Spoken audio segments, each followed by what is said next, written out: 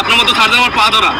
আসসালামু আলাইকুম প্রিয় বন্ধুরা, সবাই কেমন আছেন? প্রিয় বন্ধুরা, আজকে দেখাবো আপনাদেরকে যে বাঘ কিভাবে বিড়াল হয়ে যায়। চলুন আগে আমরা ভিডিওটা দেখি। অন্যায় করছেন না করে দেখাই দেবো আপনাকে। আপনার মতো সার্জন আমার পা ধরা। দেখাবো ভিডিও, দেখাবো। আপনি এই কথা বলতেছেন? আমি বলছি দেখাবো। আপনি এই কথা বলতেছেন মানে ঘুষ খাওয়ার জন্য কি ওই আটকে দিয়েছেন? আপনি কোথায় আছেন? আমি যে এখানে থাকি না কেন, আমি কোথায় আছি? হ্যাঁ, আমার আইডি আছে, বুঝতে পারছেন? আপনাকে রিকোয়েস্ট করছে, দেখুন কত বাইক চলে যায় না, মামলা না দিয়ে তাহলে বুঝে দিতে পারতেন না? ভুল করছেন, পারতেন নাকি? আপনি সংশোধন দিতে পারতেন নাকি সেটা বলেন। কত টাকা মামলা ছিল? হ্যাঁ, 1000 টাকার মামলা বিনিময়। আপনি আমার পা সার্জেন্ট আপনার পা ধরে পারছে বন্ধু। হ্যাঁ, ওই যে একটা উল্টা পথে একটা বাইক আসছিল, বুঝছো? মামলা করছি, মামলা করার পরে এক লোক এসে ভিডিও করতেছে, তাহলে আমি সার্জেন্ট মিজান, সেনাবাহিনী। হ্যাঁ, তো বলতেছে যে আমার অনেক এক সার্জেন্টও মানে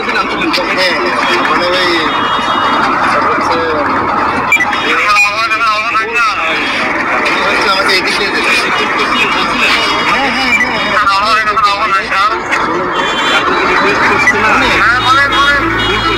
সবাই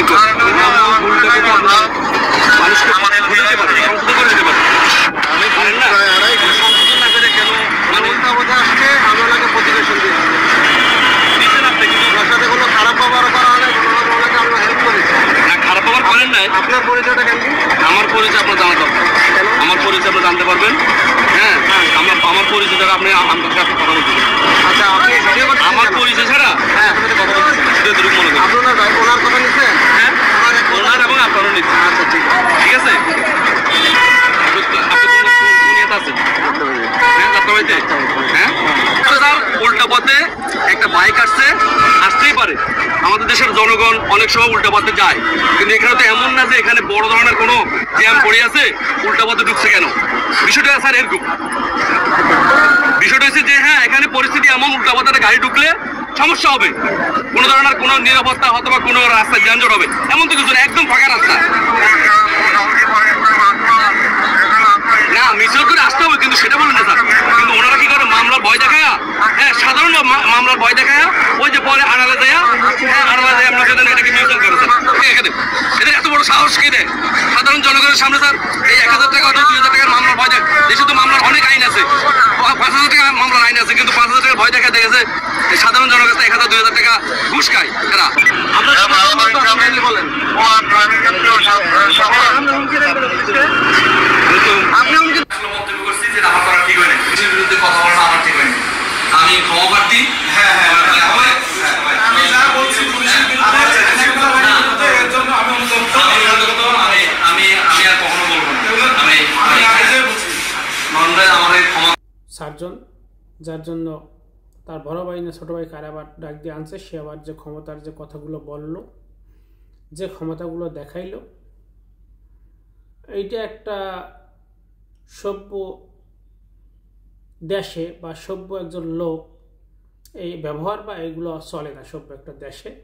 বা এই যে উচ্ছৃঙ্খলা, অন্য কোনো দেশ হইলে ওরেও জেল দিত, যে আইসা যে পাইজে যাইব না যাইব, ও গলত করছে, কি করছে না করছে, ওরা মামলা দিব, বাস ওই পর্যন্ত এনাফ, আর কোনো কথা চলবে না এখানে। ও গলত করছে, ওরা মামলা দিতে হবে।